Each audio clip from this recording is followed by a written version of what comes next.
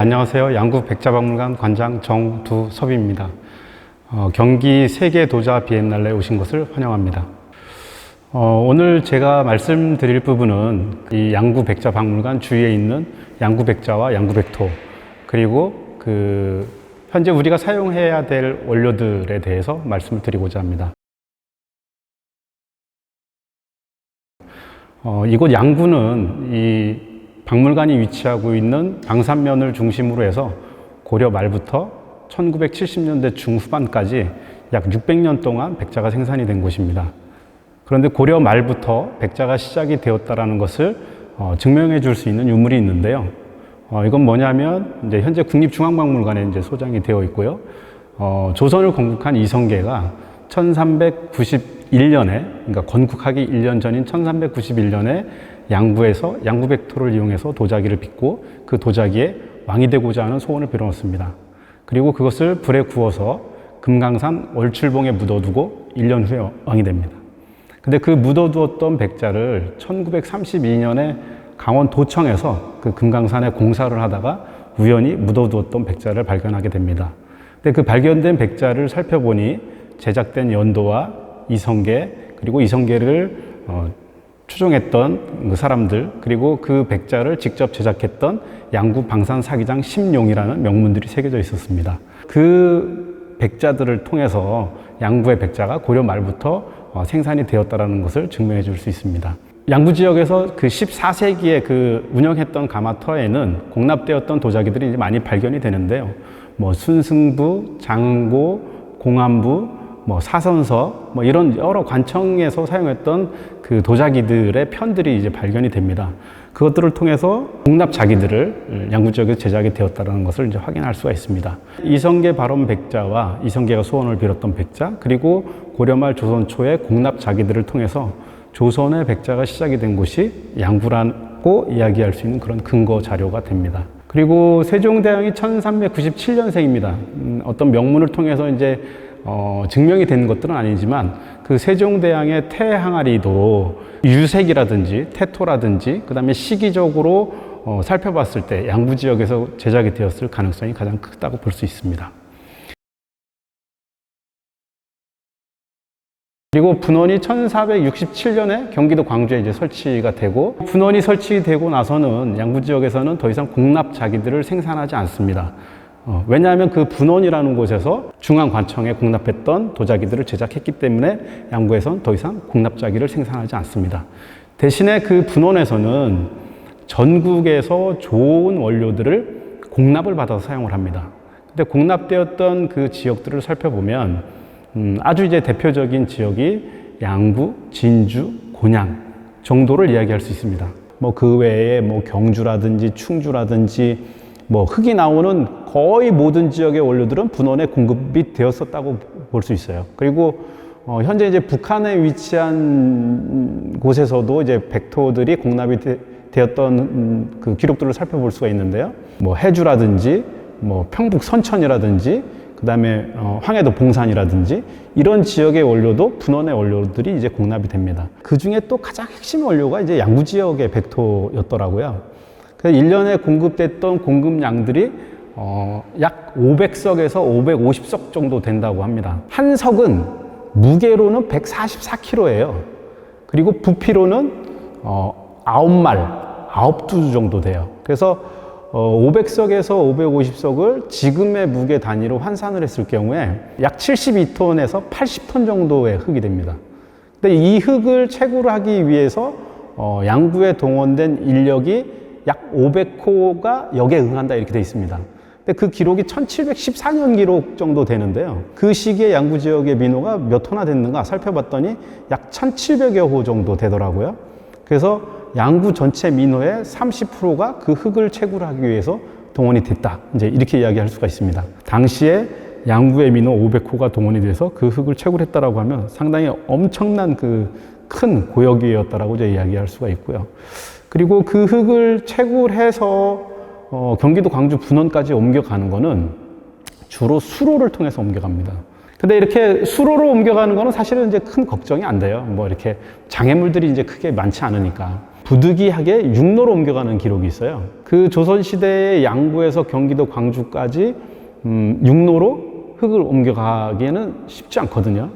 근데 그 당시에 옮겨갔던 기록이 많은 양의 흙이 옮겨가진 않고 약 30석 정도의 흙이 옮겨가더라고요. 30석이면 한 4톤 조금 넘는 걸로 이제 계산이 되는데, 그 당시에 이 4톤 조금 넘는 흙들을 이제 옮겨갈 때 어떻게 옮겨갔을까요? 거의 모든 분들이 뭐 소나 말을 이용한 우마차, 뭐 달구지, 뭐 이런 식의 이제 얘기들을 하시는데, 그 시기에는 사실은 소나 말은 상당히 그 희귀한 동물이었었고요. 그리고 국가에서 철저하게 관리를 했습니다. 소나 말에다가 이제 옮겨간다라고 했을 때도 우마차보다는 등짐으로 옮겨가게 되거든요. 등에 실을 수 있는 양들이 규정이 되어 있어요. 백근으로 규정이 되어 있습니다. 그래서 60kg 이상을 실지 못하는 거예요. 소나 말을 이용했을 때도 이제 그렇게 다 실어 옮기지 못하고, 그다음에 사람이 실어서 옮긴다라고 했을 때 그 30석을 옮겨가려면 108명 정도가 동원이 돼야지 그 흙을 옮겨갈 수 있었습니다. 당시에 양구에 있는 모든 사람들이 동원이 돼도 그 흙을 옮겨갈 수 있을지 없을지 할 정도의 많은 양의 흙이었다라는 겁니다. 그 조선시대의 그 분원을 운영했던 사기장들은 그 흙들도 세분화해서 관리를 했었습니다. 백토만으로 표현하지 않고요. 백토, 백점토, 수토, 수을토 이렇게 이제 구분을 해서 사용을 했습니다. 문헌에 나와 있는 양구백토를 중심으로 해서 좀 실험을 해보고 그 다음에 사료를 분석을 해보니 약간의 기본적인 특징들은 이제 살펴볼 수가 있었습니다. 양구백토는 백토라고 이제 지칭이 되어 있고, 진주의 흙은 백점토, 곤양의 흙은 수을토로 표현이 되어 있고, 그리고 경기도 광주의 흙은 수토라고 표현이 되어 있더라고요. 양구백토, 진주백토, 곤양, 수을토는 항상 같이 사용이 됩니다. 근데 양구백토 같은 경우에는 양구백토 하나만을 사용해서 도자기를 구웠을 때 불 힘이 약해서 주저앉는 경우가 발생해요. 불을 뗐을 때 그 화도에 상당히 약한 흙이라고 볼 수가 있어요. 대신에 구워졌을 때 백색도가 이제 상당히 좋습니다. 진주 백점토라고 일컬어지는 경남 쪽의 그 카오린 계열의 그 백토는 흙 속에 알루미나라는 성분들이 많이 함유되어 있어서 이 흙들은 1300도가 넘어야지 그 자화가 돼요. 이 두 가지의 흙이 섞입니다. 그래서 양구백토가 뭐 70%, 60%, 그 다음에 진주 백점토라는 것이 30%에서 40% 정도 섞여서 양구백토는 완성이 되었을 때 흰 살결을 만들어주고, 진주의 백점토는 불 속에서 견뎌주는 뼈대의 역할을 하는 거예요. 요 두 개만 놓고 봤을 때 백토라고 일컬어지는 것들은 색깔을 만들어주는 몸체의 주된 흙, 그 다음에 백점토라고 일컬어지는 것은 불 속에서 이 백자가 온전히 버텨주게 하는 뼈대의 역할을 하는 흙, 이제 이렇게 이제 규정을 할 수가 있습니다. 그리고 이제 곤양수을토라는 흙이 이제 또 같이 언급이 되는데, 수을토는 이제 한자로 물수에 새을에 흙토를 써서 우리말로 풀게 되면 물토라는 걸로 이제 해석이 되는데요. 물토는 전통적으로 이제 유약의 재료예요. 양구백토와 진주백점토를 합토해서 만든 기물에 얹혀지는 유약의 역할을 하는 거죠. 수을토와 뭐 석회석이라든지 식물의 재라든지 이런 것들이 섞여서 기물을 이제 덮어주는 유약의 역할들을 했던 것으로 보입니다. 그러면 광주 수토는 도대체 무엇인가? 전조례에는 광주의 수토가 가장 많고, 그 다음에 양구백토, 진주백점토, 곤양수을토 이렇게 되어 있거든요.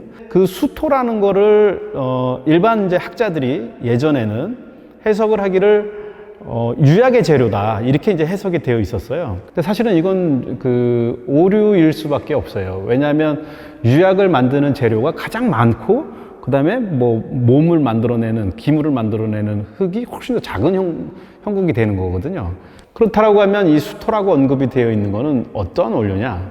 온전히 이제 제가 생각하는 개인적인 추정입니다. 상당히 양이 많아요. 그렇다고 해서 태토로 쓰기에도 또 그러면 양구백토와 뭐 진주백점토와 이제 이런 원료하고 이제 비춰봤을 때, 맞춰봤을 때 잘 맞질 않아요.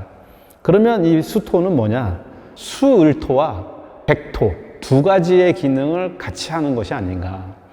뭐냐면 유약의 재료로도 사용이 되고 기물을 성형하는 테토로도 사용이 되고 이 두 가지의 기능을 같이 한 것이 수토가 아니겠는가, 이제 이런 식의 생각을 해봅니다.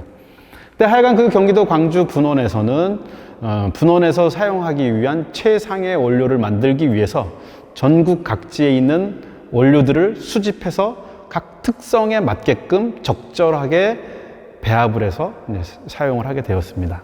역사 속에는 이제 이런 원료들을 이런 특성을 정확하게 분류를 하고 최상의 원료로 만들어서 진상하는 그런 백자들을 만들어 사용을 했습니다. 그럼 이제 현대로 넘어와서 현대의 작가들이 이 재료를 대하는 것은 어떻게 생각을 하고 고민하고 만들어 가야겠는가. 지금 이제 도자기를 만들고 있는 사람들은 상당히 여러 가지의 여러 부류의 작업들을 하고 있습니다. 지금 이 뒤에 배경이 되고 있는 여기에도 뭐 상당히 많은 사람들의 작품들이 있는데 뭐 청자, 백자, 뭐 분청, 하물며 요새는 뭐 그 3D 프린팅을 이용해서도 이제 작업을 하고 있고요. 그리고 뭐 각종 안료, 뭐 이런 여러 가지의 재료들을 사용해서 도자기를 빚고 있습니다.